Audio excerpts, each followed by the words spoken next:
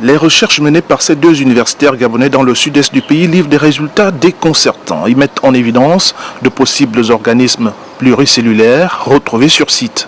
On a découvert, vraiment la nouvelle découverte dans le Haut-Togo, c'est des organismes macrofossiles qu'on a dénommés Aquema hemisphearia.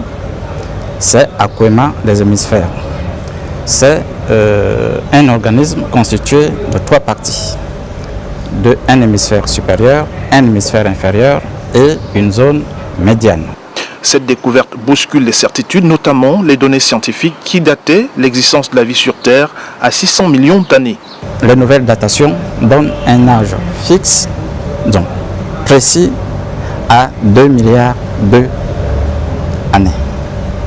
Toutefois, la signification biologique de ces fossiles reste à trancher par les paléontologues. Les deux chercheurs gabonais sont cependant formels. C'est après avoir publié un premier article scientifique en 2011 que leur découverte a suscité un intérêt auprès de leurs homologues japonais. La société scientifique au départ était très divisée. Vous savez que le nom compte. Notre université, c'est une petite université, mais beaucoup qui s'étaient rétractés un moment reviennent. Je vais vous dire que je vous ai dit tout à l'heure que c'était une grande équipe. On avait le professeur Brasier, qui est quand même quelqu'un qui a travaillé depuis une trentaine d'années sur l'origine de la vie. Un enseignant de Oxford, qui n'est pas une petite université, qui nous a rencontrés et avec qui nous avons discuté, c'est qu'il a quand même compris l'importance de cette découverte. Et de fil en aiguille, il travaille depuis lors à mettre toute la communauté scientifique internationale d'accord sur le résultat de cette trouvaille qui viendrait à la suite d'une première du genre effectuée en 2010, toujours dans le bassin du Franceville, par une équipe internationale de chercheurs coordonnée par Abderrazak El Abani du laboratoire hydrogéologie de l'Université de Poitiers en France.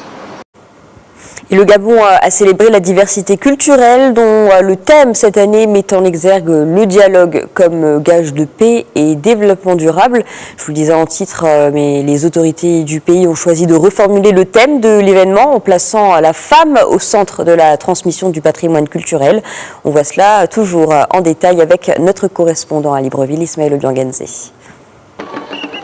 Cette journée a tenu toutes ses promesses sur le plan de la diversité des expressions culturelles gabonaises, avec en toile de fond le rôle avant-gardiste de la femme dans la résolution des conflits pour la paix et le développement durable. Nous avions eu à régler plusieurs conflits, mais la femme ne se met pas en avant.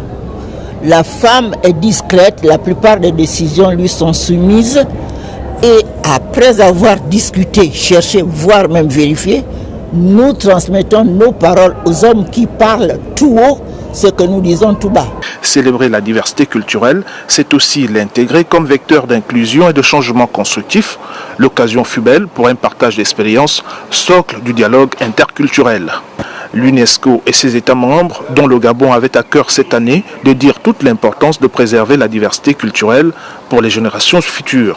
C'est important de comprendre que cette diversité est ce que chacun de nous possède dans son histoire, dans son identité, va lui servir à être quelqu'un qui va pouvoir jouer un rôle dans la société.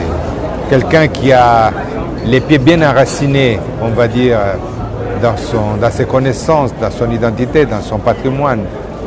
Entre autres axes de réflexion de cette journée mondiale de la diversité culturelle, telle que voulue par les autorités gabonaises, explorer le patrimoine culturel afin d'y extraire des savoirs et des mécanismes susceptibles d'être utilisés en famille, à l'école et en société.